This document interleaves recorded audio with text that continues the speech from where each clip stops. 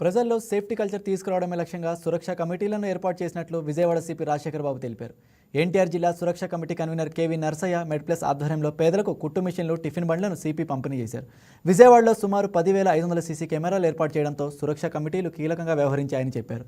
ప్రజలందరి రక్షణ మా బాధ్యత, మా రక్షణ మీ బాధ్యత నినాదంతో సురక్ష కమిటీలను ఏర్పాటు చేసినట్లు సిపి రాజశేఖర్ బాబు వివరించారు.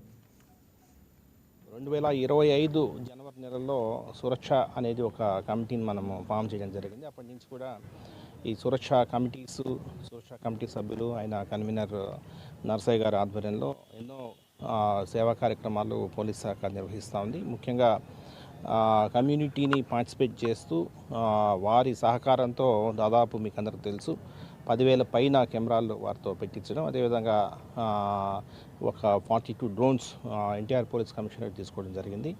అంతేకాకుండా ఇంకా చాలా ట్రాఫిక్లో కావచ్చు, లేదంటే క్రైమ్లో కావచ్చు, చాలా ఇంటర్వెన్షన్స్, టెక్నాలజికల్ ఇంటర్వెన్షన్స్ చేస్తూ దాన్ని మనము అనుసరించడానికి కొంత ప్రజల నుంచి వాలంటీర్స్ కావాల్సిన అవసరం ఉంది. సో సురక్షా కమిటీ సభ్యులు చాలా అద్భుతంగా వారు పోలీసుకు సహాయ సహకారం చేస్తున్నారు. ముఖ్యంగా ఈరోజు కొన్ని కుట్టు మిషన్లు, అదేవిధంగా కొన్ని పుష్ కార్ట్స్ మెడ్ప్లస్ వారి సౌజన్యంతో సురక్షా కమిటీ సభ్యులు ఆర్గనైజ్ చేశారు. చాలా సంతోషం. మరిన్ని సేవా కార్యక్రమాలతో పోలీస్ శాఖ ముందుకెళ్లేలాగా ప్రయత్నాలు చేస్తాం. సార్, మా సార్లకు ధన్యవాదాలు.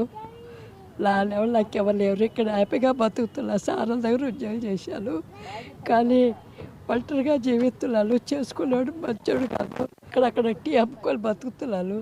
సార్ల దగ్గర పని చేస్తుంటే 6,000 ఇస్తున్నారు. హ్యాపీగా అలాగే చేసుకుంటున్నాను.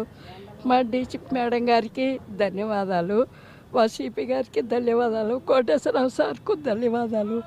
మా ఆరోగ్య అందరి దగ్గర బతికిందాలి. 30 మంది మొత్తం సర్వీస్ నాది, 15 మంది సిపి గారి దగ్గర చేశాను ఉద్యోగం. హ్యాపీగా బతుకుతున్నా సార్.